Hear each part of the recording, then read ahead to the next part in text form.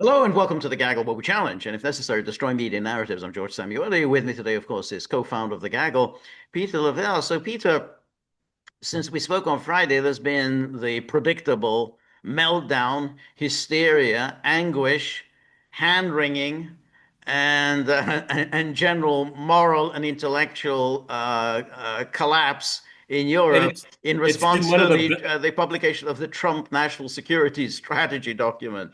I've had such a wonderful weekend too. Yeah.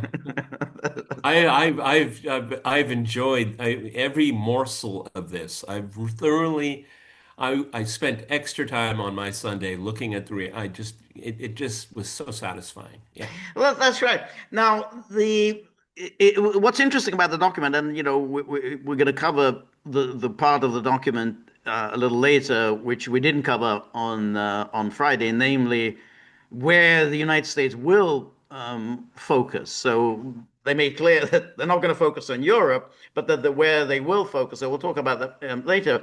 But what's striking here is that almost all of the negative comments in this document are directed at Europe.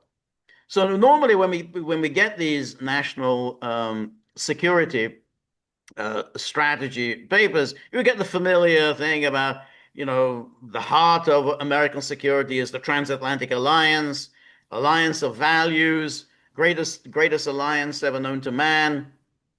What are the threats? The threats are, of course, Russia, China, Iran, North Korea. You go through the whole thing, and so on. So that's the customary. The one I remember in the first term, the 2018, was with great power conflicts, where I guess that was the Mike Pompeo the strategy document. That's it. We're going to be involved in these great power struggles because Russia and China are really queering our pitch.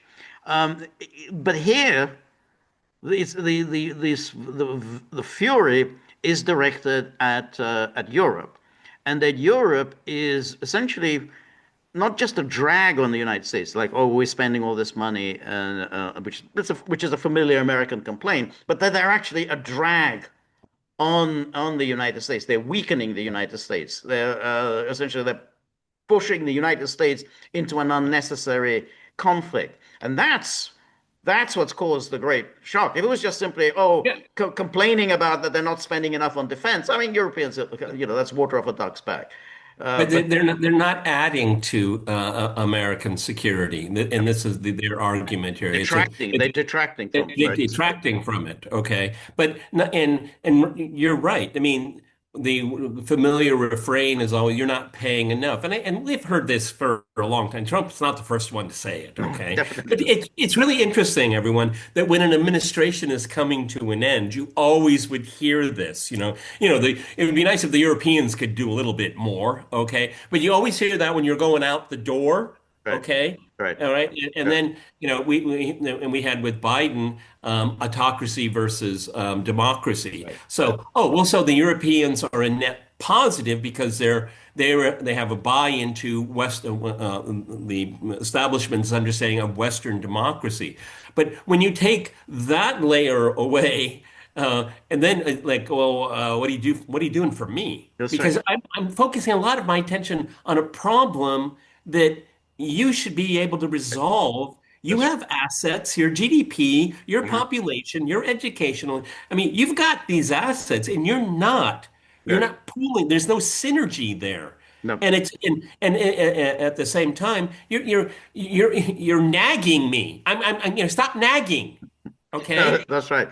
So let's just remind ourselves of some of the points made in that document about the Europeans. So first of all, even saying promoting European greatness, which itself was already has a condescending quality to it. Um, and there's mentions there about the share of global GDP is down, but then it says this economic decline is eclipsed by the real and more stark prospect of civilizational erasure.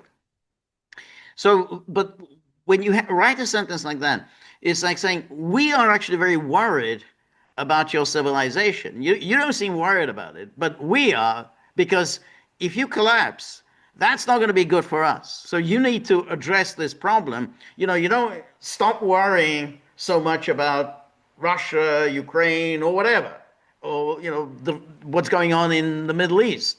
Focus on your own problems. Civilizational erasure, which is correct, a correct diagnosis. Yeah, but also it's not explicit here, but it's obviously implied, is that nature abhors a vacuum. But if your civilization collapses, then someone is kind of got to step in, Yep. right? Right. And the obvious power to point to would be Russia, but that's not made it's not explicit here. No, but But what it is saying is that if your civilization continues on its path, it's not going to be a power center, no, I don't okay? know. I think what they And it mean. won't be a power center that you'll be doing outsourcing for us, Right, but okay? I think what they mean is the demographic change, that basically it's going to be alien groups are going to take over Europe, and they're going to be just running things. I mean, it's like many countries in Europe are very, very small, and therefore it doesn't take a huge number of people to tip it over. I mean, because they're very small, and therefore, once essentially kind of an alien population embeds itself, then there's going to be a massive changes. I mean, that's already happening in Europe. And the point of this thing is that the European governments don't seem to be aware of the enormous implications of this. Well, I think, see, this is one of our gripes about Western liberalism is that our civilization doesn't matter. See, what goes in these small countries, there is a significant part of the population that doesn't care about this Right. because they have bought in to this ideological outlook. As a Right. matter of fact, you know, for it's like liberals in Serbia. They're the most repulsive for me. Yes. Okay, and they talk about what Western hegemony has done and Western imperialism. The Serbs have been dumped on a Right. lot, but then you have a section of them Right. that are just saying, "Yeah, we deserve it," That's right. you know. That's right. Yeah, that's right. And Yep, so I agree. because of what we've seen, and George and I have witnessed it in our lifetime, the destruction of the institutional left. I mean, George and I remember when the communists were winning elections left, right, and center in Italy. Remember those days? Yeah. They were the Yeah. second largest party. Second largest, and then you had traditional parties, and I don't like to say like far right because that's a label that's put on, but Catholic parties and old conservative parties that were around at the in the 1920s and the 1930s survived the Second World War. I mean, there were a lot of conservative parties in France, for example. All right. Now there's But been a no, they will consolidation. disappear. Yeah. And And interesting. and, and because the distillation of what they thought a left was and the distillation of what they thought the right was ended up being completely ineffectual. Okay, That's and right. they abandon the issues that this report talks about is their civilization, and Right. it's remarkable that it's a country like the United States saying you've got a Right. civilizational problem.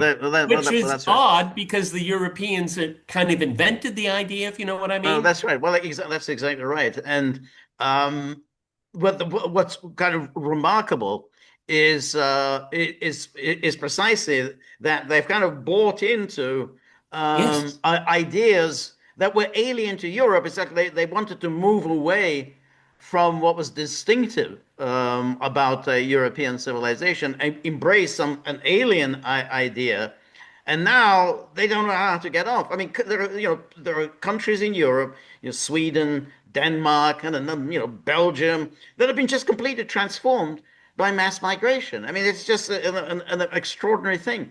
And because these countries are so small, you know, it doesn't take an enormous number of people to totally change the countries, and so that is part of this whole the issue of the civilization. And of course there is that aspect of liberalism, and this document touches on it, is that you don't seem to do anything to push your nation, to extol your nation, to be proud of your nation. You're proud of your history, to be proud of what makes you distinctive. And that I think that I mean it's certainly been true in America, and that's but it's very much true in Europe. And once you don't have that, once you don't have any sense of your history, of your nationhood, of your language, and what made your country distinctive, then yeah, you're going to perish because then Yeah, you yeah. don't have anything with which to resist a much stronger, a more vigorous culture, which I think is coming from the Islamic world. Yeah, this is not charity, everyone, and this is not just kind of mindless after hours intellectualizing problems. I mean, the implicit, and in some places I would say even explicit in this document, is that, you know, you're worth something when you realize when you appreciate your own identity because that's a strength of Right. yours. But if you don't do that, you face civilizational Yep. erasure, and we really don't need you. No, Okay, I that's mean we yeah. we can part ways now. Right. Okay, No, that's exactly right. And I think what they've done, what is the elites of Europe, they've somehow embraced a completely abstract, meaningless notion like A- Europe. abstract. Yeah, Yeah, exactly. Couldn't no have one said knows it. anything about that. What the hell? People don't think of the Europe. I'm a European. No, they think I'm a Frenchman. That's what a French thing. Hey, I'm a Frenchman. There's something distinctive about French culture. The cuisine, the language, the religion. That's something French. Oh, European. I mean, that doesn't mean anything to But people. yes, and I've said many, many times that this abstraction of what Europe is supposed to mean, I have no idea what it's supposed No, to mean. no, no. But this abstraction, at the end of the day, is institutionalized in what they call Europe that abhors Europeans. The Right, EU hates Europeans. right. That's right. That's Okay, right. and this is what this is getting at. I think this could have been developed in a little bit more sophisticated way because I think there's a lot of new and positive nuance. Don't misunderstand me, but if It's a short this, document. It's only but also this is it's we talked earlier in the morning is this is about great power politics, okay, and if you don't address this civilizational erasure, you're not going to be at the table. You'll no. be on the menu. That's right. That's exactly right. And so that's why he's saying here that the larger issues facing Europe include activities of the European Union and other transnational bodies that undermine political liberty and sovereignty, migration policies that are transforming the continent and creating strife, censorship of free speech, and suppression of political opposition, cratering birth rates, loss of national identities, and self-confidence. All of that is correct, and it's very important that they bring up suppression of political opposition. I mean, how many of these podcasts have we done about election here, election there? They're banning this candidate, banning this party, banning this newspaper, banning political speech. I mean, in Germany, you criticize the chancellor, you can actually be prosecuted for that. I didn't know that. That you can actually be prosecuted for criticizing Chancellor Merz. I mean, it's explicit. In Britain, I mean, yeah, people go to prison for Facebook posts. I mean, it's that's where Europe is now, and that's part of when your civilization is that thin, then you become more and more fragile, and therefore you become less and less tolerant of criticism. Yeah, and the this crit it's valid because what the current elites have done is that they have taken the virtue out of democracy and turned it into a procedure that can be controlled. Okay, meaning you control outcomes. Then that's not a democracy. Right. And you know what, everyone? I will be commit blasphemy right now. I mean, if democracy isn't your thing, that's okay with me too, okay? Right, right. Because the history of democracy recently is taking the virtue completely out of Right. it, No, okay? exactly. And well, I mean, if you say well, the most basic um, ingredient of democracy is accountability of rulers to voters. Well, that's exactly what the EU is doggedly trying to prevent. No accountability. That basically you have a political elite that never have to face any voters, and in fact they crack down and think of all sorts of ways in which they can suppress the desires of voters. So it's the exact opposite of anything that we understand by democracy. The last thing they want is any kind of political accountability. Who's Ursula von der Leyen accountable to? She was re-elected for another term. What does that even mean? Re-elected to another term? She's never been elected to anything. And she goes around posturing as the president of Europe. President was never been elected to anything.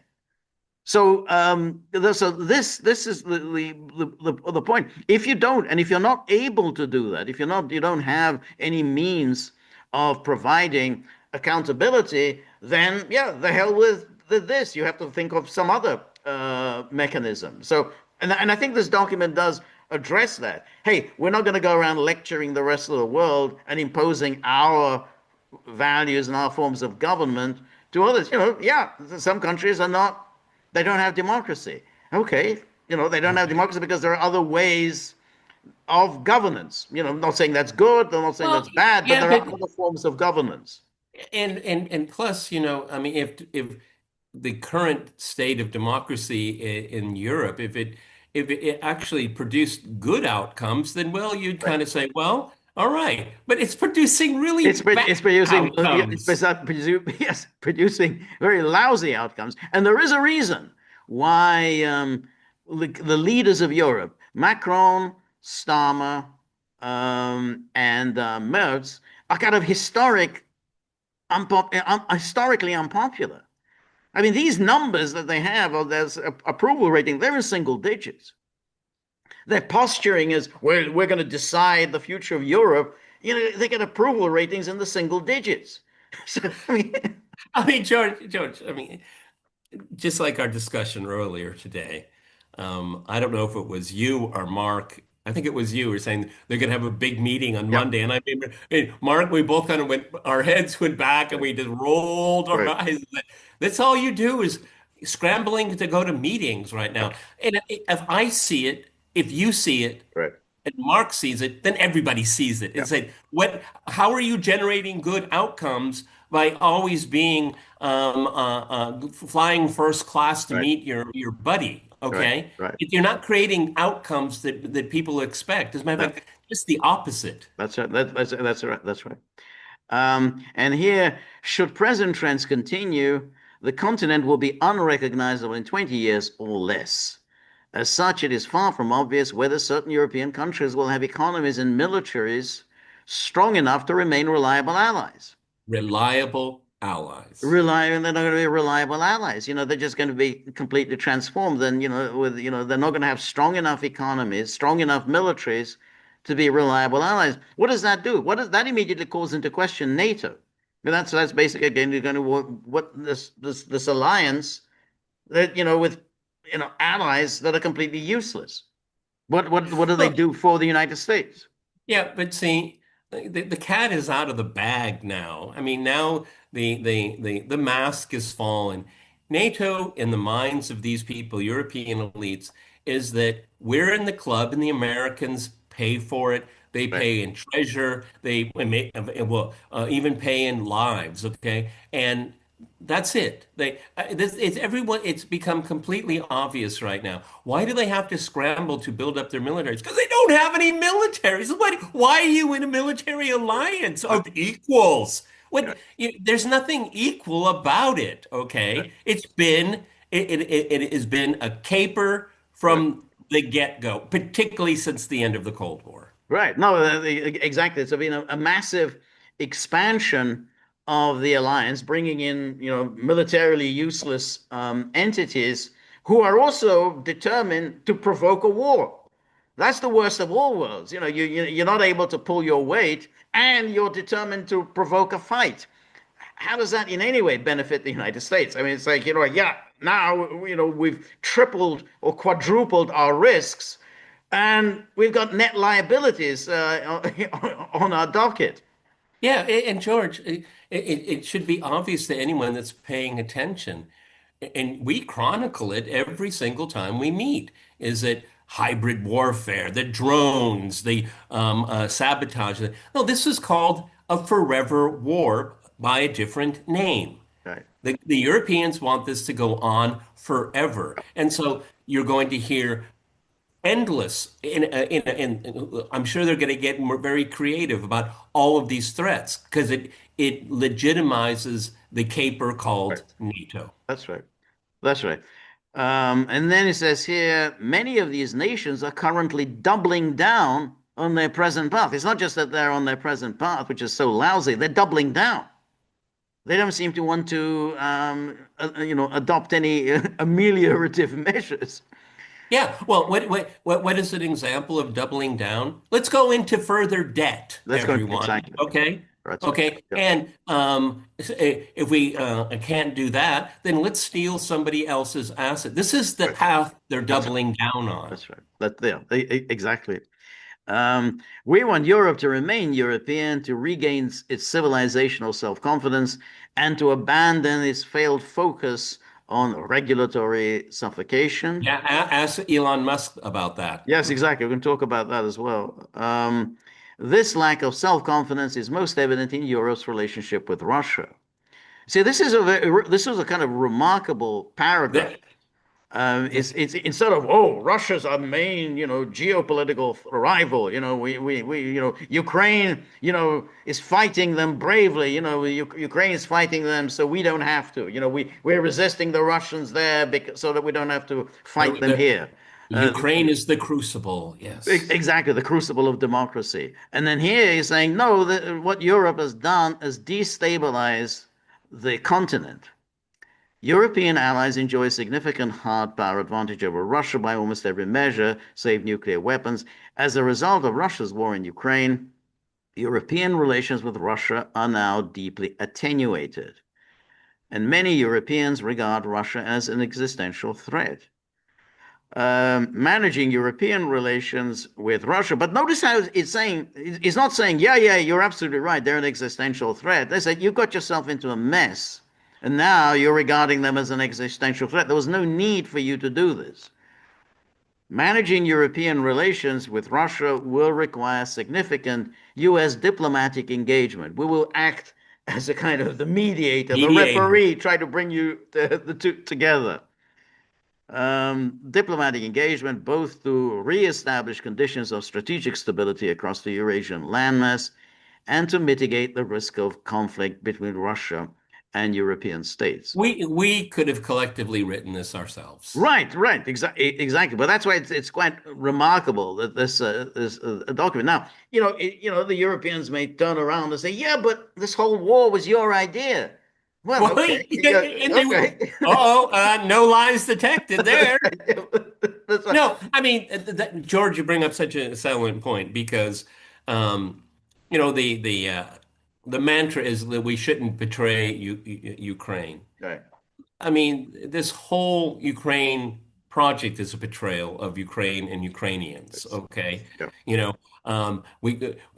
let's coup the place in 2014. We'll get these Right. really fanatical, marginal people in power. Then the arms start flowing in. You know, you Right. NATOized it for eight Right. years. You bomb the Donbass. Yeah, yeah, yeah. We got your back. And Right. then Yeah. they finally got what they wanted. They wanted a war. Yeah, they're front line. We have to do. And then all of a sudden, well, this is getting kind of expensive now. And a lot of your people come here into our countries, and we've kind of had enough. Maybe you guys can go home. Yeah. And Right. I mean, I know this sounds perverse, but I mean, Zelensky was betrayed by the West. Okay, he Yeah. volunteered. Right. Yes, he did. But and the people of Ukraine have been betrayed. Oh yeah. They let this toxic ideology flourish in their country for a decade. Okay. And now how do you put the toothpaste back in the tube? This is the mess that they've created for Well, themselves. that's right. Well, and that's it. I mean, if you think about the 2014 coup, it was indeed orchestrated by the United States. Victoria Nuland, there she was. We've got her dead to rights on that telephone with Jeffrey Pyatt, and they're plotting this coup. And there she is. She says in her immortal words, F the EU. We're going to do this. It's going to be our project. And then what was it, the phrase she used? Biden will midwife it. I think that something. Midwife, yeah, Yeah, yeah, that's because it. Yeah, you get Vice President Biden to call Yanukovych and attaboy him, right. okay, That's but it. push it along, and That's right. then yeah, and Biden did exactly that, and Biden. then Yeah, the agreement was signed, and within 24 hours, the European powers, the Poles, the Baltics, like, oh, we don't know this guy. that's it. That's it. Yeah. No, Who? that's exactly right. And that's what happened. Now, the Europeans, they went along with this. They were, more than happily indulged in this. Their problem was that they didn't use this time to their best advantage. They just simply drifted along with this happily with the fraudulent Minsk process. But then even 2022, they could have had, as we talked about this the other day, they could have had their own peace plans. And remember, at the time, the Russians were again, they wanted to split the West, split the Europeans from the Americans. They thought the Europeans would be more amenable to a negotiated outcome. That was their belief. Well, we can't deal with the Biden people; they're just fanatics. But we can maybe do something with the Europeans. As it turned out, that turned out to a failure. Now, again, the split between America and Europe. Now the Russians say, well, we can maybe deal with the Americans. The Europeans are just hopeless. We can't do anything with them. So the Europeans kind of embraced an approach that was totally detrimental to their interests, totally What do you think? destructive. What do you think, George? Having Witkoff and Kushner coming to Moscow, which I would essentially would describe as just shooting the shit, um, uh, and that was primarily directed against the Europeans, because not one European power has reached out and say, "Hey, maybe we should start talking here." Right. And so, 5 hours, Kushner and Witkoff talked in the Kremlin to Putin. Okay, Right. that was directed against the Europeans. Right.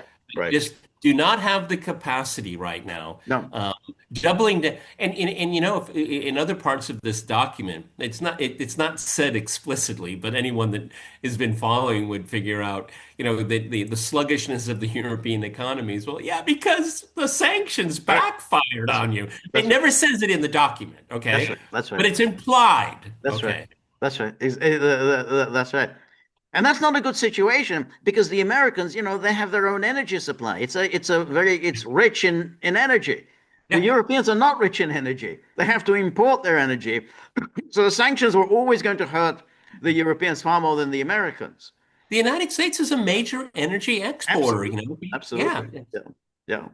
Yeah. Um, and then we have it is a core interest of the United States to negotiate an expeditious cessation of hostilities in Ukraine in order to stabilize European economies, prevent unintended escalation or expansion of the war, and reestablish strategic stability with Russia, as well as to enable the post hostilities reconstruction of Ukraine to enable its survival as a viable state. That's Now, a that's a mouthful. That's one sentence that's one everywhere. exactly, but it's a mouthful. But it's for the Europeans. This is absolutely Well, horrific. no, I mean, so if you're a European leader right now, going to all these ridiculous Zoom meetings and rushing off to Paris and all that, you could put in parentheses after that very long sentence. Now you tell us.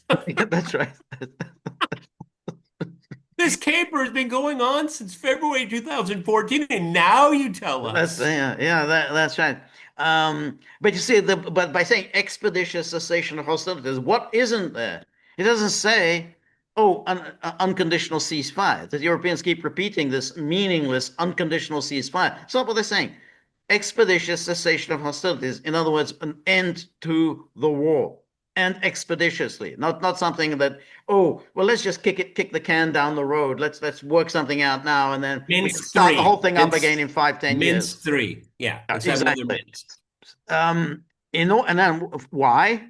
In order to stabilize European economies, so it's for you, it's to your benefit, prevent unintended escalation, Also, we're not going to play your game of trying to provoke a dangerous war or expansion of the war, reestablish strategic stability. Yeah, you have to normalize relations on the Eurasian landmass, and then as well as to enable post-hostilities reconstruction of Ukraine. And so we could say the Europeans, you said this is horrific. Yeah. And I think they really don't know what to do with this. I mean, they haven't been happy with Trump for a long time, but they thought, oh, maybe we've got finally Trump on board. When he imposed those sanctions on Lukoil, oh, great, he's with us. Um, they've really miscalculated what's going on. Well, I mean, now the Europeans they need group therapy now. Yeah. Like they really and really be because their whole world they've they've used this conflict in Ukraine to construct a a paradigm that legitimizes what they do. That's crushed. It's Yes, over. that's right. That's right. That's right.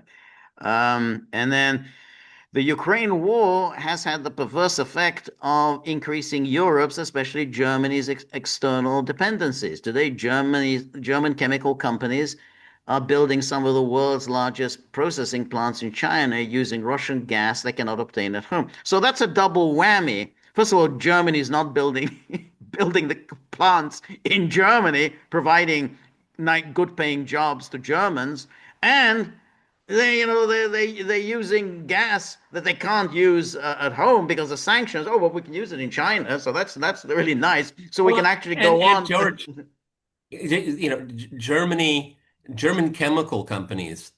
Well, historically, they have been the best in the In the world. world. Yeah, yeah, Okay. yeah, yeah. And so today, German chemical companies are building some of the world's largest processing plants in China. Oh, that's a technology transfer as well. It's a Okay. technology, exactly. It's a technology, absolutely. It's a crucial technology. I mean, chemicals are the most important thing in the world. It's a crucial technology transfer.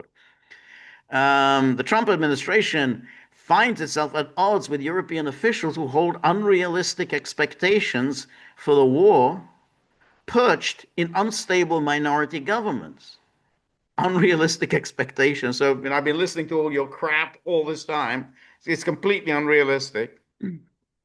And you've got unstable minority governments. You're very unpopular. Many of which trample on basic principles of democracy to suppress opposition. I mean, so when you hear all this bluster about, oh, what are we going to do about the AfD in Germany, or Yeah. I mean, Yeah, yeah, everyone, I mean, if I could just, insert it at this moment in time, George, or maybe I'll just address this personally to George. So our efforts over the years have not been wasted because this is what we've been but saying. exactly. We've That, been saying this for yep, years. yep, exactly, exactly. That's right. Um, maybe we influenced it in some ways, by via osmosis. Uh, um, a large European majority wants peace, Yeah. yet that desire is not translated into policy, in Yep. large measure because of those governments' subversion of democratic processes. But that's again true, and we know it's true because there isn't any. Where is the support for war? So it's like hey, Right, where is the support for war right. and where is the anti-war move? Oh, the anti-war movement's been suppressed. That's right. It's been suppressed. So what you've done is you basically politics is antithetical now. It doesn't exist because if you have a managed message and then you don't let part of the equation in, then it's just it's an empty vessel. This is what they've created. That's exactly because when you come to mainstream media, I mean, let's say the British media, mainstream British media, how many critical voices get to appear on the BBC? A critical voice means, hey, we're not doing enough for Ukraine. That's their idea of a critical voice. Oh no, we got to do more for Ukraine. Well, that's critical. Oh, well, he's really critical of British foreign policy. We see it in Germany when they had Sarah Wagenknecht. She comes on and starts dismissing all the stories about the drones. Boom, they just simply cut off her mic. That's it. They made a mistake bringing her on, and And, then they cut off her mic. and George and I have noticed all across the board, when they have this expert from this place, the BBC, Deutsche Welle, France 24, they seek these people out because it's confirmation, Right, okay? right. That's right. That's right. Exactly. Or they bring on someone who obviously is not an expert, but I can say, well, you know, we got, like Roger Waters. Well, let's bring him on. That's kind of entertaining, but as if, well, that's the best that the other side can do. They can't really bring a serious expert, so they get a musician. That's the best Russia can do. It's very, very devious way of doing it. It's a way of undercutting the alternative view. Um, and then so the government is democratic. This is strategically important to the United States precisely because European states cannot reform themselves if they are trapped in political crisis. Um, Yet Europe remains strategic. So this is, this is, let's put in a paragraph to say, oh, well, Europe remains strategically and culturally vital to the United States, trade, and so on. And then American diplomacy should continue to stand up for genuine Well, democracy. this is where it gets really wobbly, but Yeah, anyway, yeah, okay. yeah, that's right. And unapologetic celebrations of European nation. But that's not, that still has value. Unapologetic celebrations of European nations, individual character and history, not some vague Europe, but something that's distinctive. It's like, this is what's distinctive about these people. The French as opposed to the Germans, the Germans as opposed to the Italians, as if they are different people, not just all belonging to some vague rubric of Europe. Um, and then to promote this revival spirit and the growing influence of patriotic European parties, and that's patriotic. That's as we said the other day, to shout out to Viktor Orban. Our goal should be to help Europe correct its current trajectory, and um, and then we have this sentimental. There was something that. Um, I thought there was something that was kind of an interesting way when they said our broad policy for Europe should prioritize reestablishing conditions of stability, enabling Europe to stand on its own feet and operate as a group of aligned sovereign nations. And then this is an interesting one: cultivating resistance to Europe's current trajectory within European nations. We're going to be supporting our political allies in Europe against the ruling elites, cultivating resistance to Europe's current trajectory. Let's see, but see, that's why it's kind of wobbly because we don't care what kind of political system you have. That's up to you. We're not going to interfere, but then we're going to influence here. This it's kind of mushy for me on that. And I mean, obviously, what's the situation surrounding Venezuela puts that into Well, question. I do think that's I mean. And this is something maybe we'll talk about further, is that, you're talking about Europe and what Europe needs to do here, but you can't do the same kind of address to Venezuela and other well, countries. So but I do think that's completely different. I think the American approach to Venezuela is completely different to this. well, I mean, they're not he's doing a dictator. And where's democracy? I mean, well. No, there isn't. But I think, look, I think that you can have a situation where I think the American position I think is commendable when it comes to Europe. I think it's much oh, more dubious when it comes to Latin America. right, So right, I think both things can be true. right, I think right. it is commendable what the Americans are doing as far as Europe, and I think it makes sense when it comes to Europe. Yeah, the people we're going to be dealing with are the ones who, basically like the patriotic, those who want Europe of the nation states, which is quite explicitly. Yeah, I think Yeah, I that's what mean, the AFD wants. That's what Viktor Orban wants. yeah, Europe yeah, of the nation states, not this, this completely, abomination of Ursula von der Leyen's EU, yeah, I mean, but the Europe of nation states. because you're absolutely right. Because why the Kaya Kallases and von der Leyens and all these people are upset is that they use the United States to legitimize the status quo that they have created. And what this document is saying, hey, wait a minute, that's not what we had in mind, Right, okay? right, And you're instrumentalizing us, okay? right, And that's something that they're saying we don't want to have anything to do with because it creates right, very negative results. right, And that's why I'm very happy to see the complete breakdown because they're saying this is a betrayal. No, you betrayed your own people and you right, instrumentalized American support in the process, right. and that is wrong. Right. No, that's right. Now, that was the European part, and that's obviously the one that's caused the greatest aggravation, among the Europeans. With Carl Bildt getting hysterical and Radek Sikorski, he's been spouting absolute nonsense throughout this weekend, and And he particularly. does it so well, and he does it so well. He does it so well. And Sikorsky kind of revived the whole Budapest memorandum nonsense, so, bring that up and somehow, Ukraine was betrayed. Ukraine George, gave up its nuclear weapon. Yeah, it was called a memorandum for a reason. It wasn't called exactly. a treaty. It wasn't called a treaty. It was a It's called. basically these are our kind of our thoughts, okay? And kind of our wish list, That's okay? yeah. Et cetera, et cetera. When people bring up the Budapest Memorandum, that means they don't have an argument. They Keep don't. that in They mind. don't know. But the thing is, but what people like Radek Sikorsky do is they play on, ordinary people's ignorance. Whoa, whoa, there's Budapest. First of all, this whole idea of Ukraine giving up its nuclear weapons itself was nonsensical. But leaving aside that, what you just said, it's a memorandum.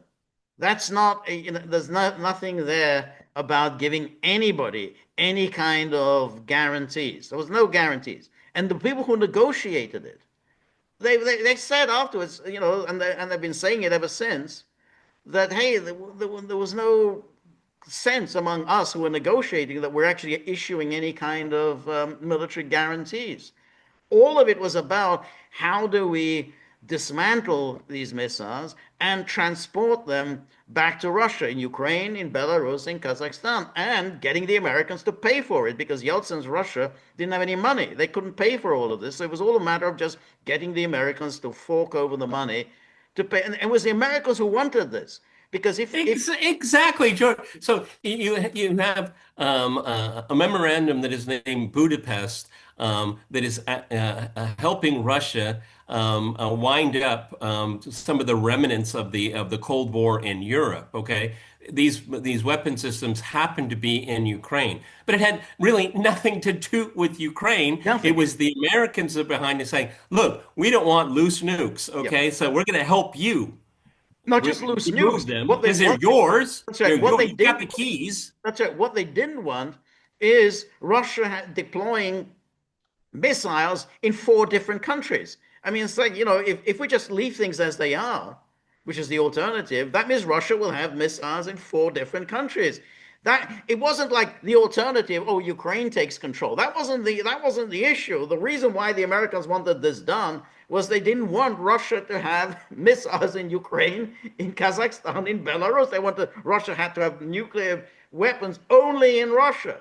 So the whole idea that there was never any question of Ukraine taking control of it. That was never on the agenda. That was not up for Well, negotiation. Oh, and of maybe we'll course, transfer it to Ukraine. No, that was never discussed.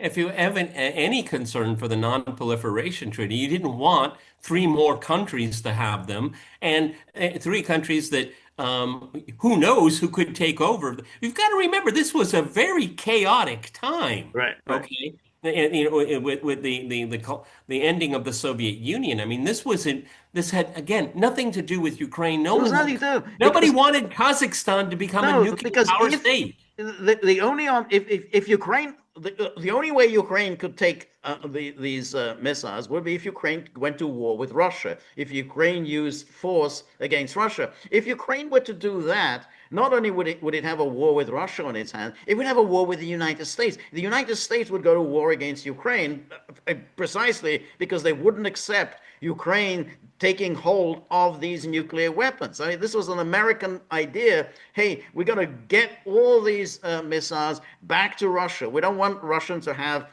deploy these missiles. So Ukraine had an option. If Ukraine were to take these missiles, it would have a war with the United States on its hands.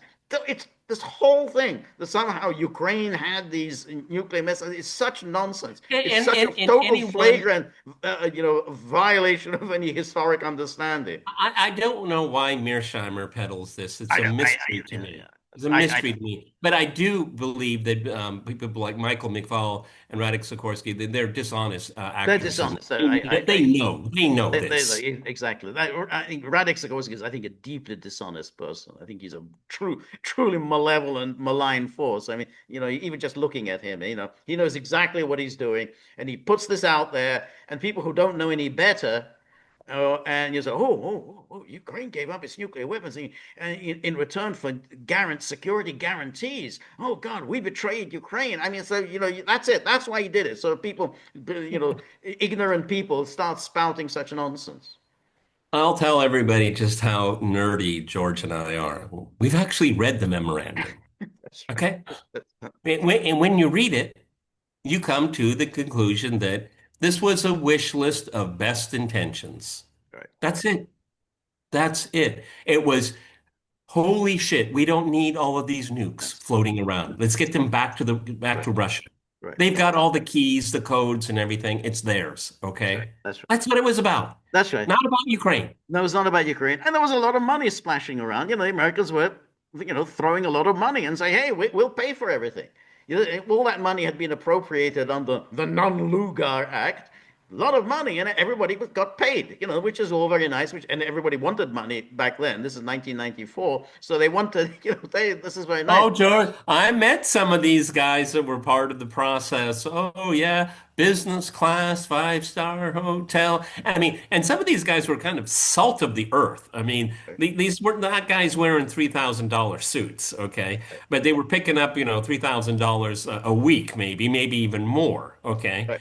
I mean, George is right. They threw buckets of money at this. Right, exactly.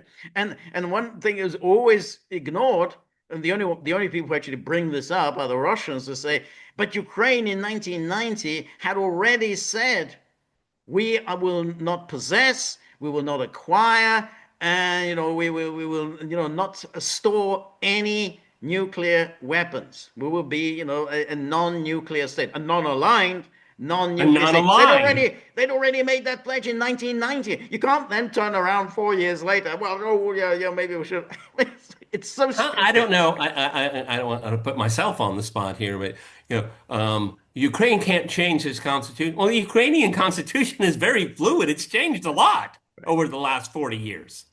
right, yeah, yeah. That's right. So this stupid thing just keeps popping up. Just keeps of course there are people who want to put it out there so to mislead people, but it always pops up. Somehow Ukraine was betrayed, and so I mean the idea of the Poles, Radek Sikorsky's country, Poland really wants Ukraine to have nuclear weapons. That's what Poland. Oh yeah, right. I'm sure this is it's a kind of a dream come true for the Poles for Ukraine to have nuclear weapons. All you have to do is scratch a little bit. The Poles have no interest in letting Ukraine into the EU. Yeah, Believe right, me. Okay. right. All of the rhetorical BS that comes out of Warsaw, but they're going to be one of the first countries to say, I think I'll pass on Yeah, yeah, move it to the future. Into the future. yeah. Okay. But Poland, it's very interesting. Poland's foreign policy reminds me of the 1930s, George. Right, right. No, I agree. And again, very, very reckless, much as it was in the 1930s, thinking that somehow they're going to come out well Oh, they're going to from this. outwit the Nazis and the Soviets. Yeah, That's right. right. Yeah, Okay. that's right. That's right.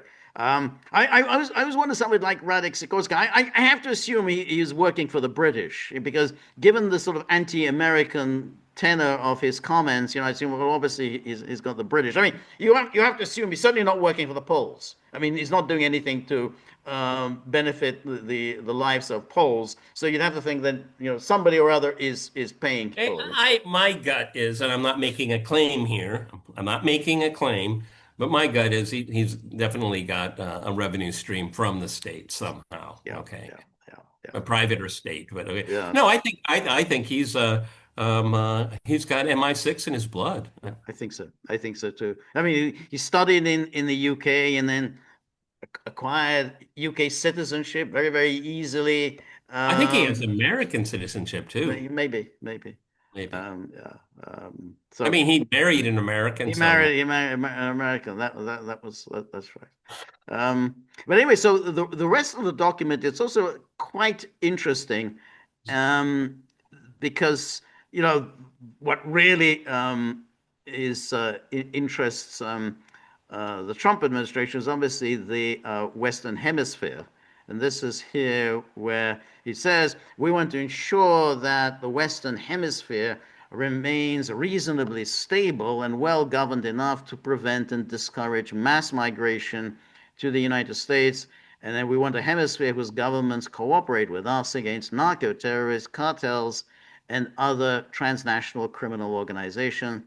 We want a hemisphere that remains free of hostile foreign incursion or ownership of key or assets, ownership of key assets. key Yeah. assets, and that supports critical supply chains. And we want to ensure our continued access to key strategic locations. In other words, we will assert and enforce a Trump corollary to the Monroe Doctrine. So this is a fairly unambiguous declaration that we intend to dominate this entire Western Hemisphere. It has, we're going to run this. This is going to be our source of power. Europe is not our Yeah, source of power. and let's not fool ourselves here.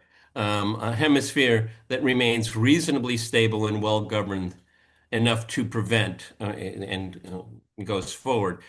This will be defined in Washington, what Right, is stable that's right. and what is well governed. That's Okay. right. Exactly. That's right. They're absolutely they're going to make that decision. Um, and um, and then we want to halt and reverse the ongoing damage that foreign actors inflict on the American economy while keeping the Indo-Pacific free and open, and so on. And that's the sea lanes. And then um, it mentions the predisposition to non-interventionism. So say the way it says it, that, oh, well, America's founders laid down a clear preference for non interventionism in the affairs of other nations, made clear the basis, just as all human beings possess God given equal natural rights, all nations are entitled by the laws of nature and nature's God to a separate and equal station. And then for a country whose interests are as numerous and diverse as ours, a rigid adherence to non-interventionism is not possible, yet this predisposition should set a high bar for what constitutes a justified intervention. Well, So no, it's kind of, I'm not it's a very pretty loose. convinced. I'm not convinced. No, I'm Okay. not convinced either, but that's a sort of, yeah, we have a predisposition to non-interventionism, except when we need to intervene. So This we is won't this intervene unless we have to intervene. So that's okay, yeah, this I don't know if it was torture to write that paragraph. Okay, I actually, in a perverse way, kind of admire it because we got to kind of explain right, why right, that's we're right, doing this. Okay, that's right. and I suppose that's a good shot at it. I mean, it doesn't pass muster for No, no, me. that doesn't. But you can Good see try. Good that's right. try. But you can see there are lawyers drafting Yeah. it, and they say, yeah, we're non-interventionists. Yeah, that's us. That's America First, non-interventionism. But then the question will arise, but what about the times when we intervene? How do we marry the two notions? Well, we have many interests, and so we can't Well, adhere see, rigidly to this principle. That's the Trump corollary. Okay. That's right. Trying to square the circle. Yeah. And then flexible realism. Oh, U.S. another policy will one. be realistic about what is possible and desirable to seek in its dealings with other nations. We seek good relations and peaceful commercial relations with the nations of the world without imposing on them democratic or other social change that differs widely from their traditions and histories. That's a big change from previous. I mean, that's still Well, we considered. heard this in, was it Saudi Arabia? Or what? We said exactly. He said this in Saudi Arabia when he made that speech there, and generally he hasn't really shown any interest in democracy and human rights. I mean, we can say Yeah, that I that's mean, that's that's consistent Trumpism. I want to be fair here. You have people that are urging intervention into Venezuela, and democracy is pushed, and Maduro is a dictator. The administration is not pushing that. They're No, pushing no, security. Okay. security and drugs. I mean, that's the issue is drugs. Yeah, yeah, you're absolutely right. They've never made that case about the democracy. Others do. Others do. Others do, but the administration has never said that that's the basis of our objection. Um, and We recognize and affirm that there is nothing inconsistent or hypocritical in acting according to such realistic assessment or in maintaining good relations with countries whose governing systems and societies differ from ours, even as we push like minded friends to uphold our shared norms. Yeah, Furthering our. well, a realistic assessment. Well, if you're, what if you're on the receiving end of that realistic assessment? Okay. Well, I mean, I think that what they're doing here is saying, we're not going to listen to people talking about, well, what about Saudi Arabia? Because they say, well, what about Saudi Arabia? We do a lot of business with Saudi Arabia. We like the Saudis. They're friends of ours, but that's not democracy. Well, we don't care. They're just friends of ours. And that I think is a little different because the American thing was always traditional, well, hypocritical. That talk about democracy and values and human rights, and then then people would obviously ask, well, what about Saudi Arabia? But you can't even do that with Trump. Trump Well, said, I don't care. it's not. There's not much. If I could just do a quick insertion here. Um, Israel and the Arabs. That's what it's mentioned. The We'll, Israel we'll and. we'll come to that, but Oh, you're going to come to it. Okay, I'll come because to it. but there. I understand the logic. I understand the law. Right, Keep going. Keep right, going. okay, yeah, yeah. And then we have primacy of nations, and so again, this goes back to the earlier points about Europe. The world's fundamental political unit is and will remain the nation state. It is natural and just that all nations put their interests first and guard their sovereignty. The world works best when nations prioritize their interests. The United States will put our own interests first and in our relations with other nations, encourage them to prioritize their own interests as well. So we stand for the sovereign rights of nations against the sovereignty sapping incursions of the most intrusive transnational organizations and for reforming those institutions so they can assist. So basically saying, yeah, we don't have a problem with, dealing with nations and their interests. They will pursue their interests as vigorously as we pursue Yeah, but ours. I mean, that's kind of saying we don't have a problem with that until we have a problem with that. Okay. well, all right, but I mean, what more can you say? I mean, that's all you can say here. I mean, they said, well, we accept their rights of others to pursue their own interests, except of course, Yeah, yeah, when they yeah, conflict but I with ours. mean, But yeah, so but that's the way of the world. I mean, not every interests of nations are in conflict. okay. Well, then Venezuela can have a healthy financial, economic, and even military relationship with Russia. No, this says no. Okay. I Well, mean, so that's right. Well, that's the well, exception. and That's the also that's the George. exception of the in terms of the hemisphere. That will not Yeah, yeah. the United States will not tolerate any any a foreign power essentially inserting itself into the Western Hemisphere. Yeah, yeah. I mean, but see, what I'm just trying to do. I'm trying to get the new. I'm not arguing with you. I'm trying to get the nuance out here.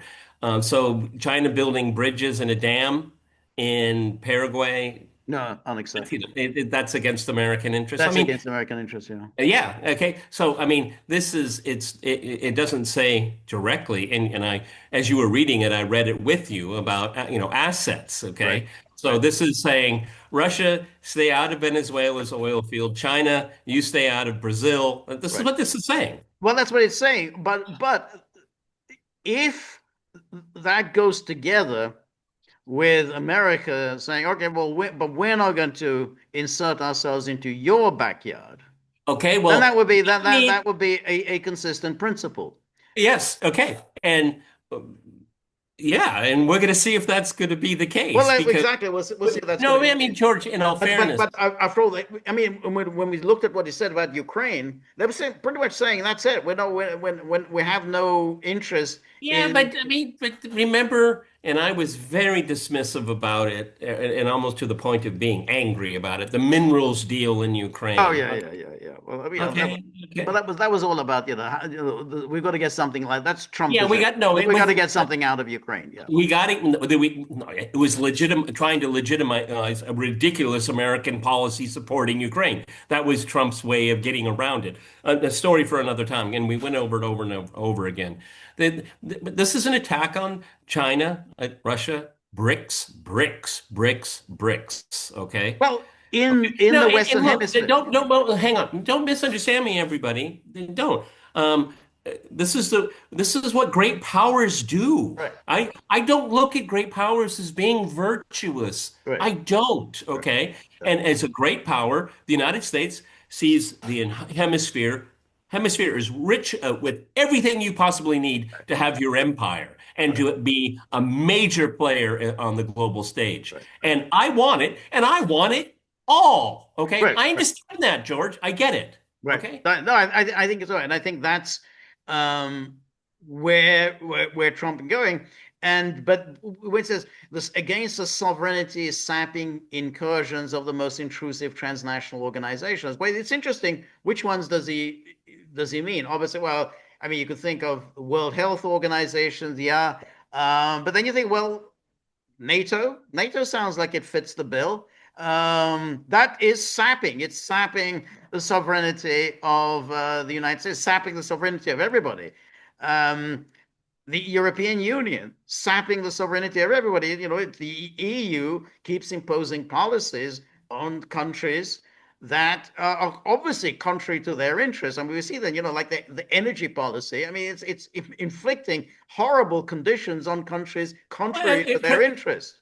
twisting Belgium's arm to commit the greatest Yeah, theft in human history. right. Exactly, exactly. So that's the thing, okay, if the United States just says, well, look, this is our source of power, which is the Western Hemisphere, it's not necessarily very nice, for other countries, but it's never really been very nice. You was like just about every country in Latin America is always like, what's the expression? Too far from God and too close to the Too close United to the United States. States. Right? Yeah, let's see. I think I'm kind of at loose ends sometimes because I, George and I, we see the world as it is, okay? And I hate the hypocrisy. Here, Right. there's hypocrisy here, but it's not ideological No, no, hypocrisy not at because all. George is saying, and I think you're absolutely right. This argument is saying this is the source of our power, Yeah, and we're going to use it to our benefit. yeah, Okay, we move fast, we break a few things. yeah. That's the nature of great power Right. politics. That's the way, in great power politics, you never say, I'm sorry. Right. Okay? That's exactly right. And then he goes, sovereignty and respect. The United States will unapologetically protect our own sovereignty. This includes preventing its erosion by transnational and international organizations, attempts by foreign powers and entities to censor our discourse or curtail our citizens' free speech rights, lobbying and Yes. influence operations that seek to steer our policies or involve us in foreign conflicts. I wonder who's trying to get us involved in foreign conflicts. Oh, And the cynical manipulation of our immigration systems to build up voting blocs loyal to foreign interests within our country. So this is all of which is very interesting. Probably wasn't the right weekend for the EU to slap a massive fine on on Elon Musk's It X. wasn't so massive, but anyway, yeah. Well, for Musk, you're right, but it's the first of many. I mean, this is the it's like when you slap 140 million. I mean, it's funny even to say that that's not much, but yeah, it's not much. 140 million. That's the first step because, of course, unless Musk plays ball, they're going to keep hitting him with more and more of these But see, fines. what's really interesting, George, is that the Europeans, in their mind, they have accepted the rules-based order as it was designed and conceived by the United States. And they see themselves now as the true believer Right, and the guardian thereof. Okay. And this is what shocks them so much is that the Americans should be full-heartedly behind us. I mean, because the Americans are behind us in the sense, in a right, different, using the word in a different way, is that, we have a very, very sophisticated censorship right, machine. Why don't you have your own? Okay. right, I mean, they are holier than thou, and the Americans are leaving the church, and they just say, "Well, what are you doing?" right, right. Right. No, that's right. The Europeans, they're in this bind now. Is that it's become like a joke. Their contempt for free speech.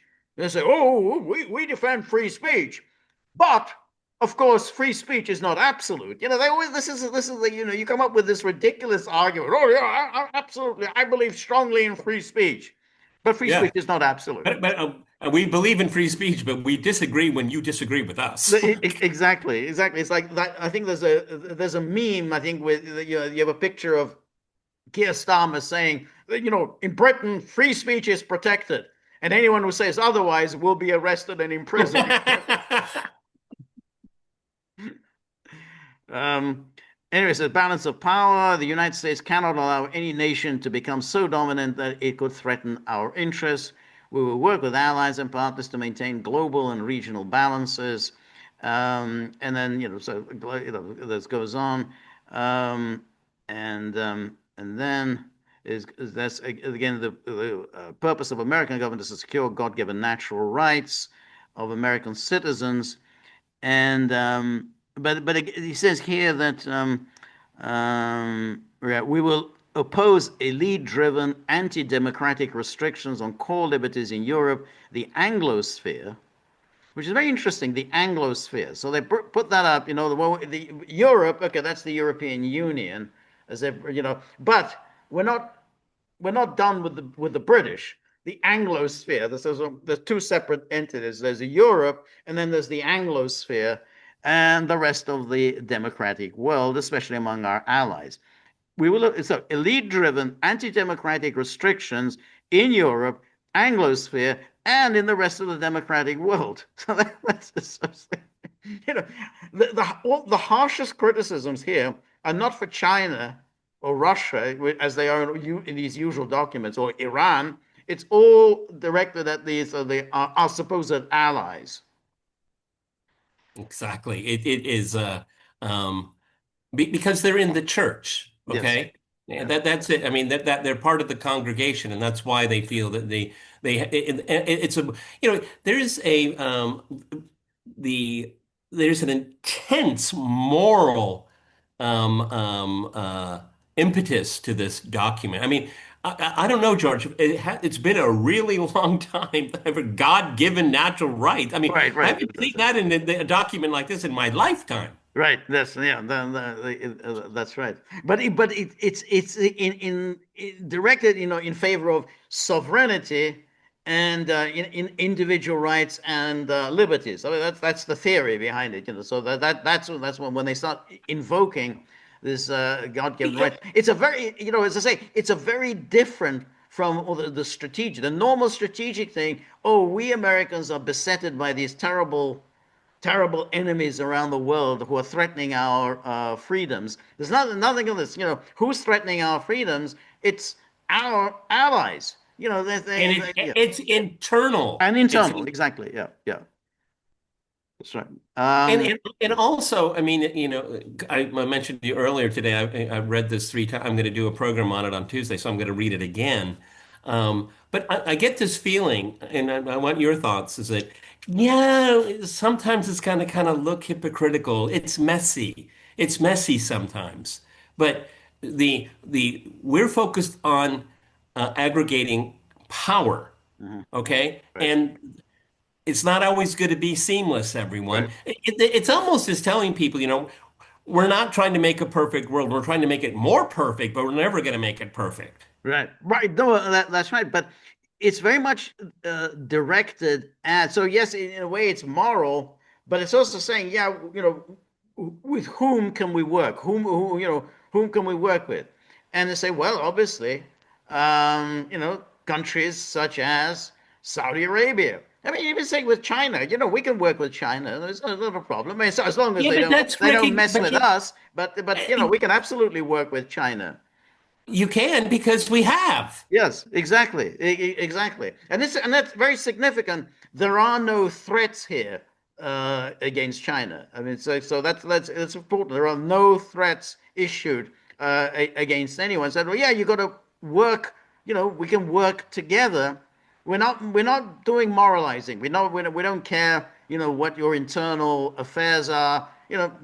As long as you don't, interfere in our internal affairs. So we don't, with not all of those things, which are indeed irksome, has always been very irksome for the rest of the world when they have to get receive these lectures from the Americans.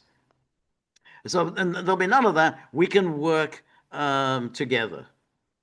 Anyway, but here's the Trump corollary to the Monroe Doctrine, and protecting our homeland and so on, and then our goals for the Western Hemisphere can be summarized as enlist and expand. We will enlist established friends in the hemisphere to control migration, stop drug flows, and strengthen stability and security on land and sea. Um, and then Yeah, against, but I mean, and just a quick comment there. A lot of the immigration that we've seen is because of American meddling in the hemisphere, and you have to create this kind of stable environment. Does that mean more coups, military adventures? We've seen time and again, the more that this is done, it creates instability in the well, region. it has, And it it, has, and it pushes immigration into the United States. I mean, all these Nicaraguans and Venezuelans, do you think that that was their goal in life is to move to America, or right. maybe No, they had no choice? well, to a certain extent, it is the case. I mean, if you go to America, and the border is reasonably porous, then you're going to be making a lot more money. I mean, there is absolutely an economic incentive to come to America, and of course, also people from other parts of the world use the Latin Sure, American sure, route sure.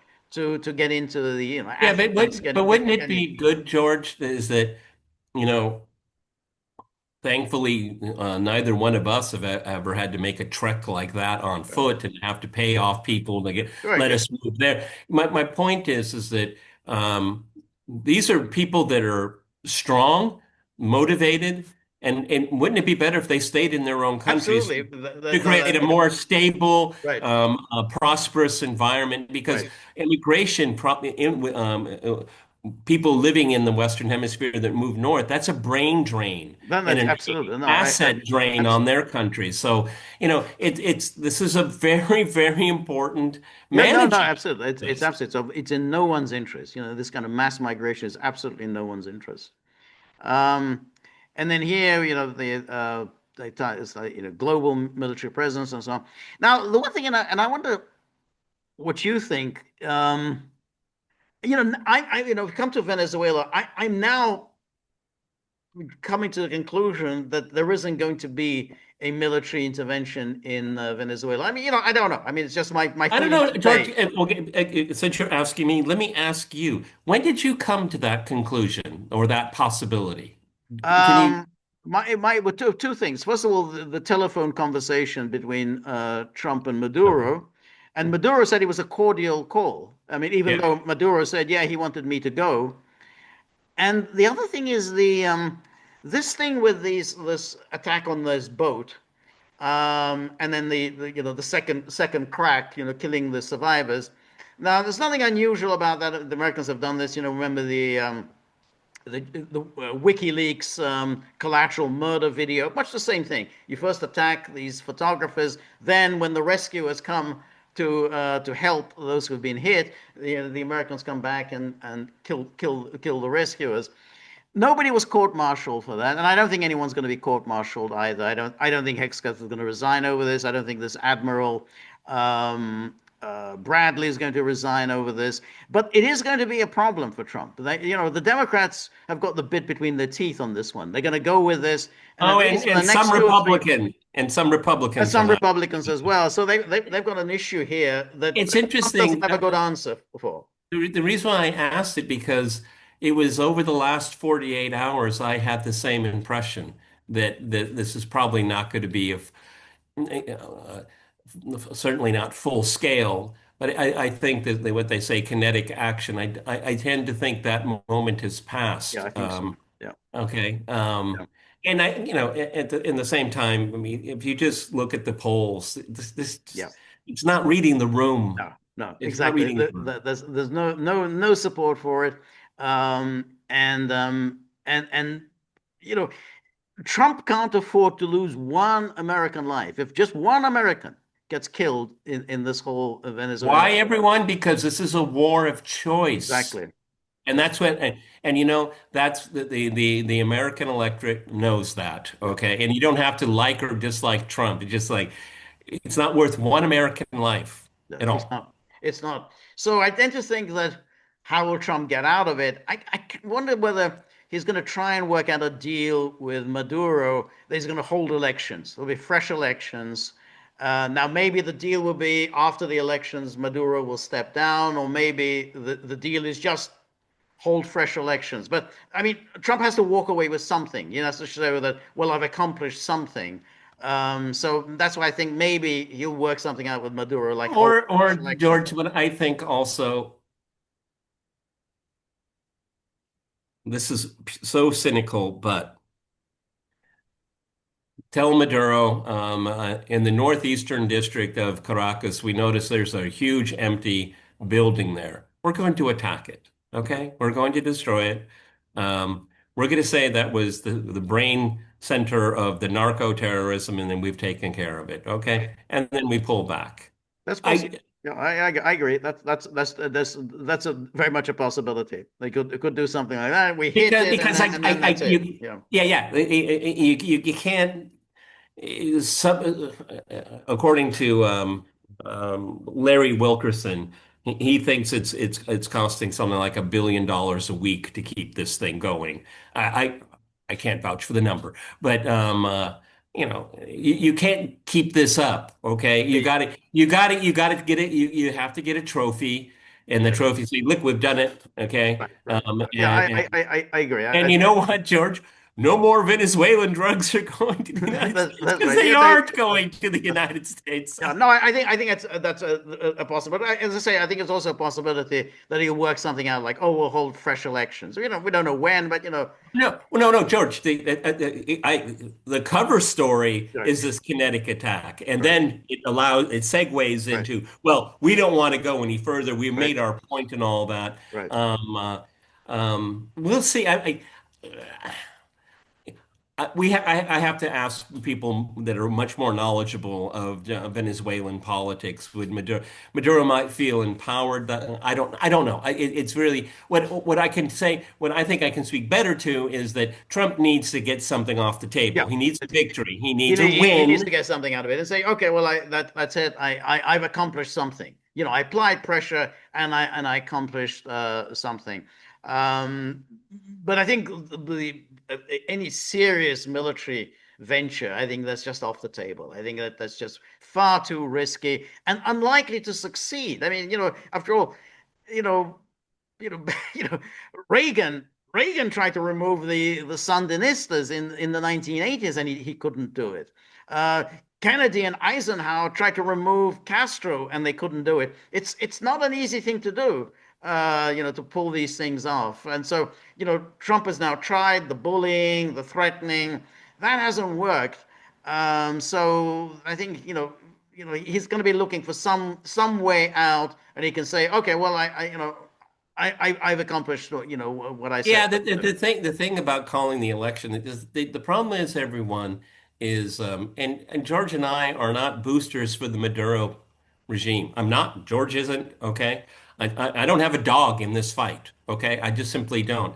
But the opposition doesn't have the numbers to win elections. No, Okay, but they that's just it. Yeah, they just don't. yeah. No, I agree. But that's why if you hold elections and then it goes, well, that's the that's the result, and then you can just live with that. I Okay. agree they don't, and elections are quite bitter because it's going to be the case of the opposition. I mean, if Maduro loses, he's going down. I mean, they're going to those people if they get to power, they're going to arrest Yeah, Maduro right away. I mean, yeah, Maduro and his crowd don't have to worry about the Americans. Okay, that'd be the least yeah. of their Yeah, concerns. yeah, no, that's right. And it's also like I still don't quite understand what does Trump have against Maduro. I can quite see that he would quite like Maduro. Maduro's a sort of a, I agree. yeah, I he's agree. a kind of a roguish sort of character. He's a little bit like Bolsonaro. He doesn't have too many friends. Exactly. When Trump, with his father, he went to the building sites and he talked to the hard hat guys and their, probably very colloquial language. Maduro came up. Good, He's good. um, The working he, class guy, bus a driver. working Yeah. class guy. Uh, I agree with you 100% on this. I think they would find common ground. I Yeah. really do. Yeah, that's right. So you can just see that they would have a cordial conversation. They say, yeah, this is I mean, Maduro is not exactly a friend of the liberals. It's not like, oh, liberal elites love him, so therefore Trump would hate him. He'd say, yeah, this is the kind of person liberals hate. Yeah, yeah. So I could make common cause with him. And he's not exactly, Marxist, Leninist, or anything like that. Oh, That's just, come on. believes in the He's not collective ownership of he's not an property. ideal he's not Right, an ideologue. He's not right, a revolutionary. right. He's not, okay? Yeah. It just Yeah. Anyway, so it was a more on this Western Hemisphere, removing adversarial influences.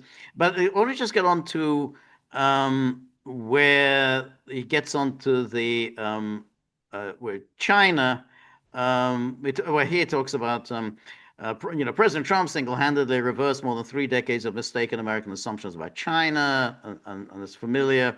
China got rich and powerful and used its wealth and power to considerable advantage. American elites over 4 successive administrations were either willing enablers of China's strategy or in denial.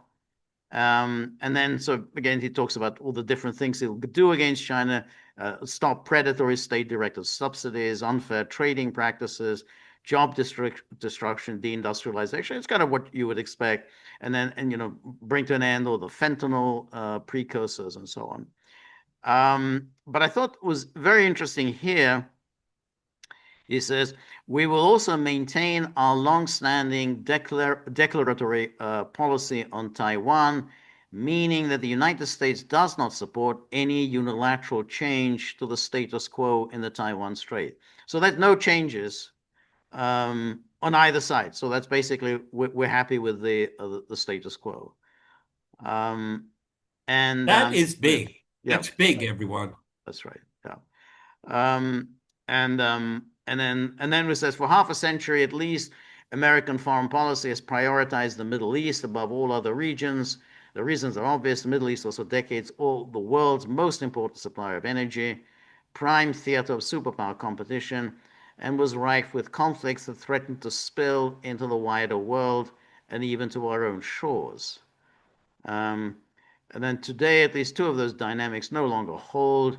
Energy supplies have diversified greatly, and the United States, once again, a net energy exporter. Superpower competition has given way to great power jockeying, in which the United States retains the most enviable position, reinforced by President Trump's successful revitalization of our alliances in the Gulf with other Arab partners and with Israel. But this is what's striking is that, Israel, I think, is mentioned, I think, 3 times in the document. But each time, really, in a very perfunctory sort of way. He puts a list, and Israel is at the end of the list. Yep. Now, if the author is Elbridge Colby, I think Elbridge Colby has never been a huge Israel booster. So maybe Sorry to interrupt, but have you had come across any or reporting actually who wrote this? Because we're I not haven't, but to be we're honest, not the only I, ones that think he did. well, you would think because who else is really kind of the intellectual guiding force of the administration? I mean, it's yeah. I mean, there's Stephen Miller, but this is this is too international for Stephen Miller. And this is not racist enough for him. Yeah, that's right. And This I guy, mean, I mean, okay, it's a topic for another day, right, but but JD Vance, it's just odious what's coming out. It is he's Somal. We don't want these oh, Somalis. so Okay. that's right. Well, Oh, look, I mean that is an issue. I mean God. the theft of $1 billion. I mean that is an issue. Yeah, I mean, but that's not everybody in the community was in no, it on it. isn't. But Come on, come on. We don't that do collective guilt. Okay. well, I mean, All right, we can talk about it later in the we week. can we Okay. can talk about it, exactly. I mean, look, I mean that's some serious money that's gone missing. Yeah, Yeah, yeah, yeah. And there should be serious consequences for the individuals that did yeah, it. that's true. But on the other hand, I mean, this is a group of people who were deliberately imported. I mean, it's not like, oh, over centuries, All right, it's all right, come on, Somalis, John. but this is John. a deliberate policy over the last few years to bring them Right. in. So, Here we go. but anyway, yeah, we can talk about it another time. I tripped over my own shoelaces on that one. Let's keep going.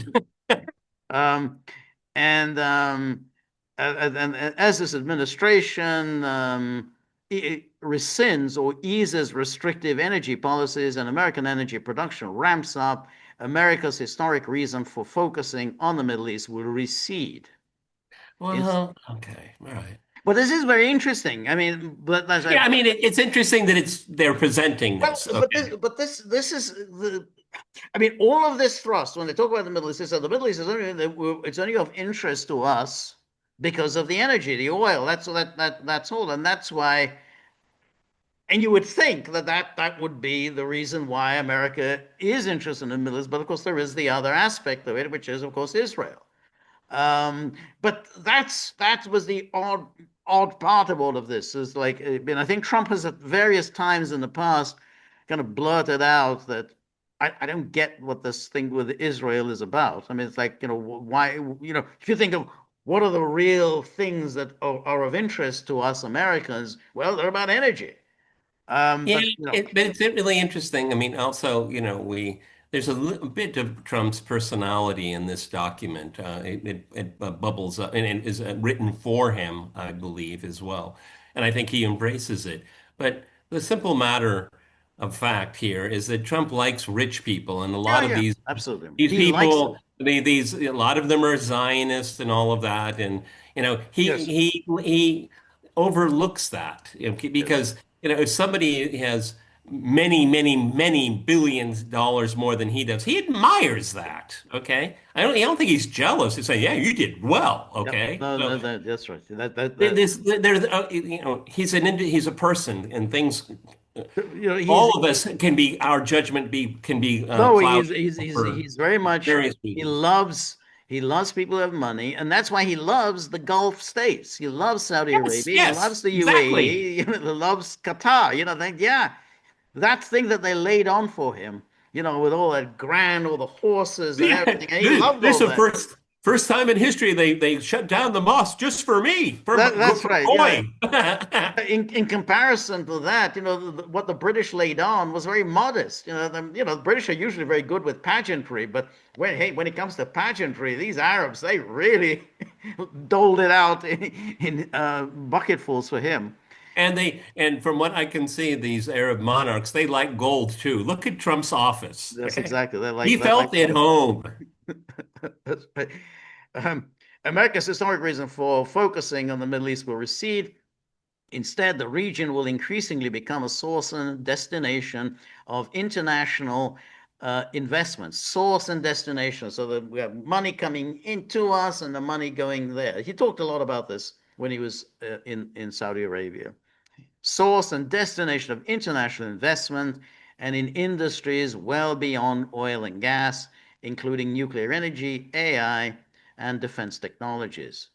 And then we can also work with Middle East partners to advance other economic interests, from securing supply chains to bolstering opportunities to develop friendly and open markets in other parts of the world, such as Africa. And he wants Israel to be one of those partners. Well, yeah, that's true. But then he says, okay, then we get, all right, well, what's going on now? It says conflict remains in the Middle East most troublesome dynamic, but there is today less to this problem than headlines might lead one to believe. Iran, the region's chief destabilizing force, has been greatly weakened by Israel's actions since October the 7th. And President Trump's June 2025 Operation Midnight Hammer, which significantly degraded Iran's nuclear program. Um, well, that's an interesting turn of phrase. Trump usually says it's destroyed it. Significantly degraded seems like a concessions that it hasn't Yeah. been. Yeah, but to be, again, just looking at this objectively, where's the crazy mullahs and stuff like that? There's no language like No, that no, here. none of that exactly. And then the Israeli-Palestinian conflict remains thorny, thorny. Now, that's one way of looking at it. It's very thorny. It's a thorn, Who's on the receiving end of the thorn? But thorny. anyway, Yeah, nobody likes a thorn, stuck in you. Yeah. But thanks to the ceasefire and release of hostages, President Trump negotiated, progress toward a more permanent peace has been made. well, lies detected there. But anyway, Well, keep. but it's a very interesting formulation. It's written in the passive voice, which is always a kind of a clue that it's not exactly very honest. I mean, if it's a passive voice, progress has been made. Well, I mean, not as many people are being killed as they were before, so that's progress. But that's not, you haven't done what you're supposed to do, which is you move to phase two, which which is the measure of whether we're getting anywhere. Which is there a phase two? Um, Hamas's chief backers have been weakened or stepped away.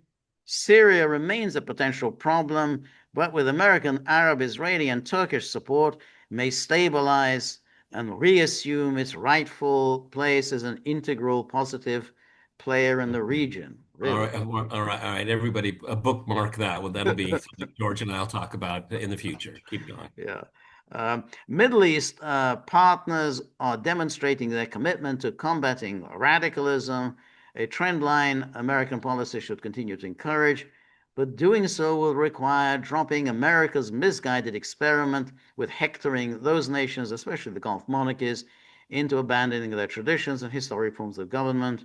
We should encourage and applaud reform when and where it emerges organically, without trying to impose it from without. The key to successful relations with the Middle East is accepting the region, its leaders, and its nations as they are while working together on areas of common interest. This is the kind of thing that, liberals fulminate. You can see Michael Yeah, McFaul yeah, yeah, yeah. fulminating, so, Yeah, but that puts a hop in my step. So we don't know who wrote this document, but we know that whoever wrote this document wrote the Saudi Arabia document. Okay, it's the the same Saudi Arabia language. speech. Yeah, yeah, Yeah, this is the same language. yeah, Okay. exactly. And then America will always have core interest in ensuring that Gulf energy supplies do not fall into the hands of an outright enemy, but it doesn't spell out who's the outright enemy. That the Strait of Well, in this Hormuz, case, it may mean a non-state actor. Okay. yeah, that's right. It could be anyone. Yeah, but it doesn't use that. We have a Gulf, we have to make sure Iran, blah blah, doesn't take control of the Gulf energy. Strait of Hormuz remain open. That the Red Sea remain navigable. That the region not be an incubator or exporter of terror against American interests or the American homeland, and that Israel remains secure. That's Israel right at the end of the list. You've listed all the other things, and then you put in, oh, and that Israel remain secure, which is itself, a very kind of anodyne expression. It's not like, the security of Israel is the primordial interest of the United States. You've listed a whole bunch of things, and then you shove in at the end, and that Well, America isn't it, remains secure. it's interesting, George. We started out our podcast today about European reactions to this. I haven't heard an Israeli one yet. I haven't heard it either. Yeah. Um, we can and must address this threat ideologically and militarily, without decades of fruitless nation building wars. We also have a clear interest in expanding the Abraham Accords to more nations in the region and to other countries in the Muslim world. Well, they can keep saying that, but the days in which the Middle East dominated American foreign policy in both long-term planning and day-to-day execution are thankfully over. Look at that line. Thankfully, oh, it's That's right. amazing. Yeah, it is. Not because the Middle East no longer matters, but because it is no longer the constant irritant and potential source of imminent catastrophe that it once was. It is rather emerging as a place of partnership, friendship, and investment, a trend that should be welcomed and encouraged. In fact, President Trump's ability to unite the Arab world at Sharm el Sheikh in pursuit of peace and normalization will allow the United States to finally prioritize American interests. Right. So that's the It's document. a fascinating, it's absolutely, it's probably the most fascinating government document of our lifetime. Right. I think so. I think so too. Um, and obviously there's going to be huge resistance. We've already seen there's the meeting on Monday between the E3. This is the E3. I'm gonna bring, there's going to be one big, huge crying towel. That's right. Okay. Exactly. Um, they they have to deal with this. That this is the way the United States thinks of them. This is what Trump thinks of you. And that's a real problem. Then of course there is the Middle East, so we have to see, what does Israel think?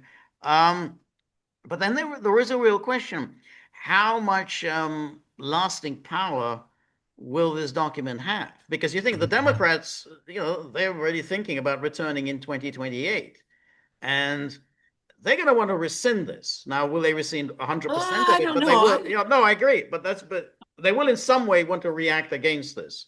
Absolutely, but rescinded, no. And I think that's too strong of a word because this is George. You and I, we've on this podcast, but I mean, and even before we knew each other, um,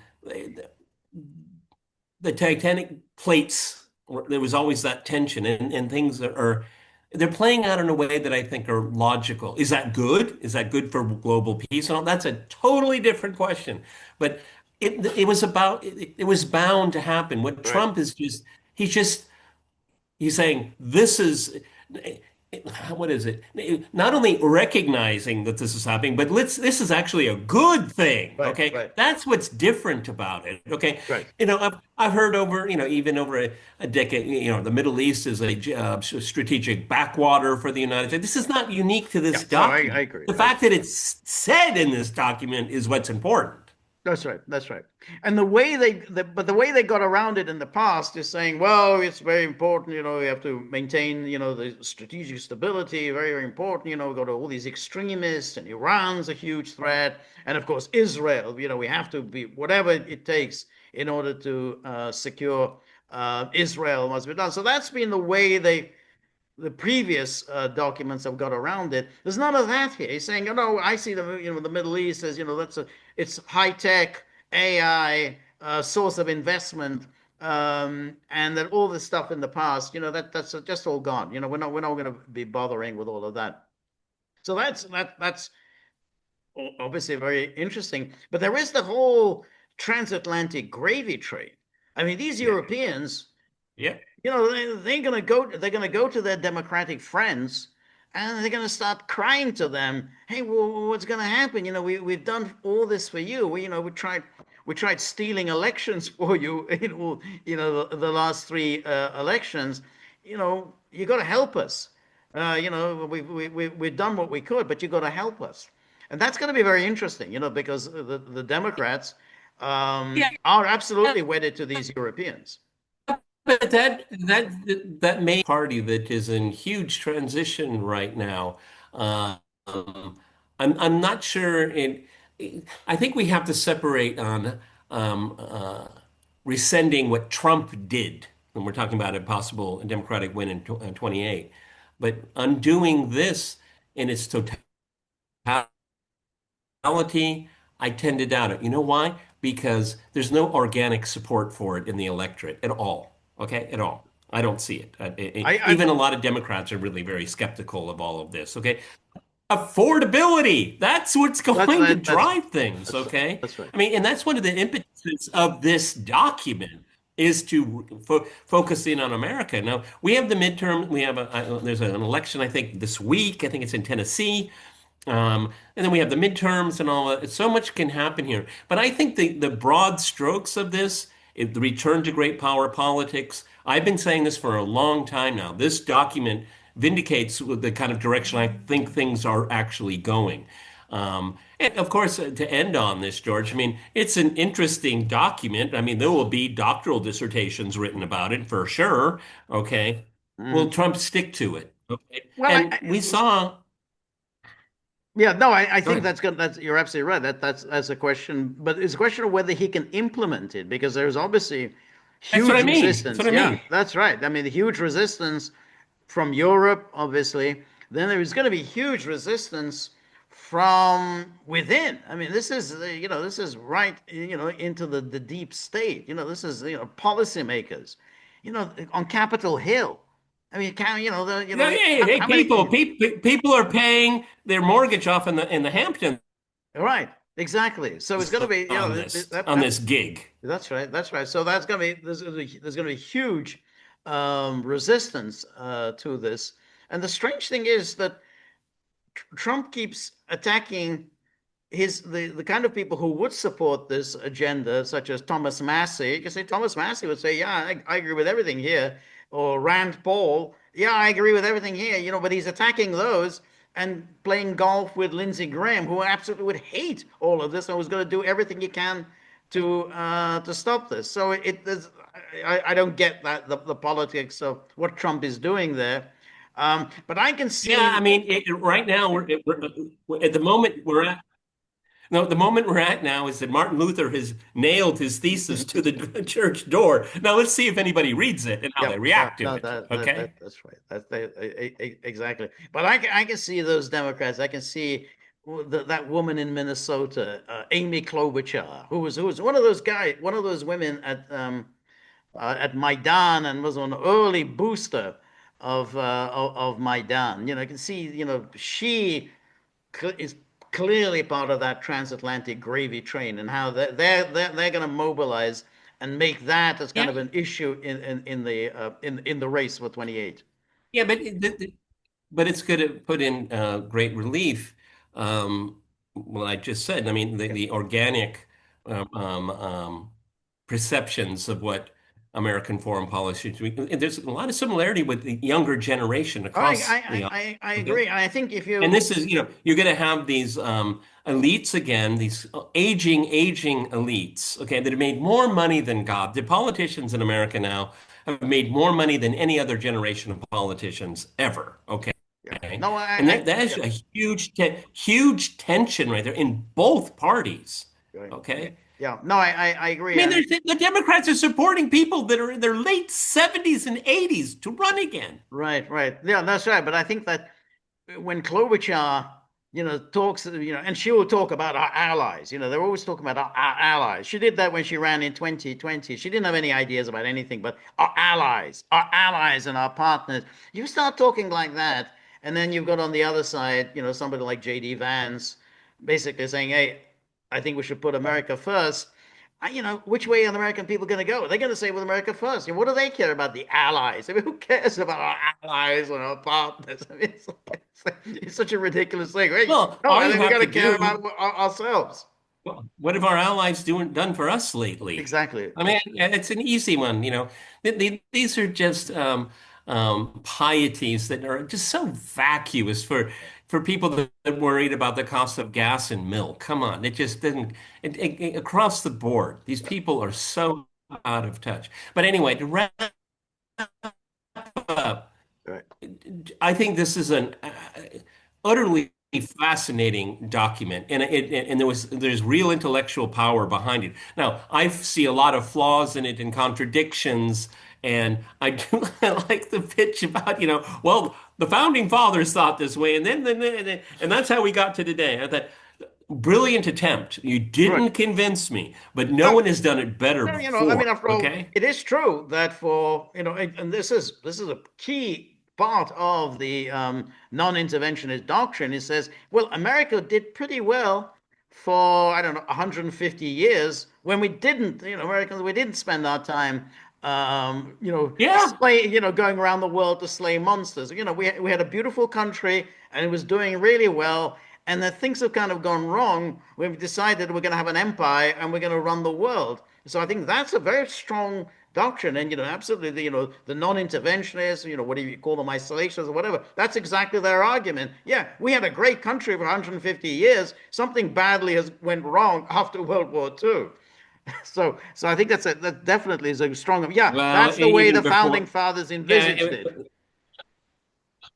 yeah, well, that's skimming over the entire history of America and the Western Hemisphere. But anyway, Well, but overall, that's absolutely right. The Western Hemisphere, with the exception, yeah, Western Hemisphere, fascinating. we kind of, yeah, that was always, yeah, that's a different issue. Yeah, we run the place, but we don't mess around in places that thousands of miles away. That's the part you'd say, yeah, this is our Yeah, backyard, and we yeah, we but we that's a are concerned with our yeah, but backyard, but we don't just sit there, thousands of miles away and preoccupy ourselves with, do we support this government or that government, and so on, and go to war against this government, against that government. So I think that I think yeah, makes sense to as bring I've up the said before, founding even before fathers. this.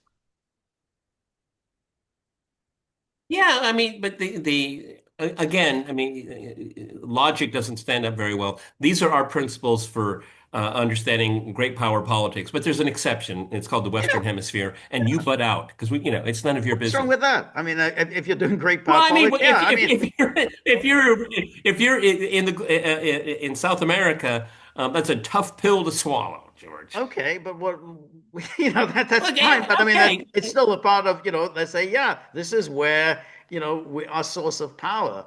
But we're not going to allow other countries, just as the other countries are going to object to having American bases on American front lines near them. I mean, just like, hey, we recognize Ukraine, okay, that's kind of Russia's backyard. I mean, I'm just talking theoretically. But then you've got to recognize what's our backyard. I mean, I think that's a that's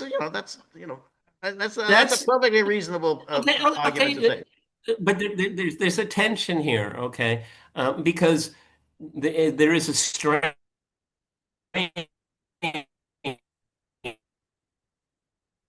in American foreign. And now we're saying, oh no, let's go back to great power politics. Not pretty, particularly if you're weak.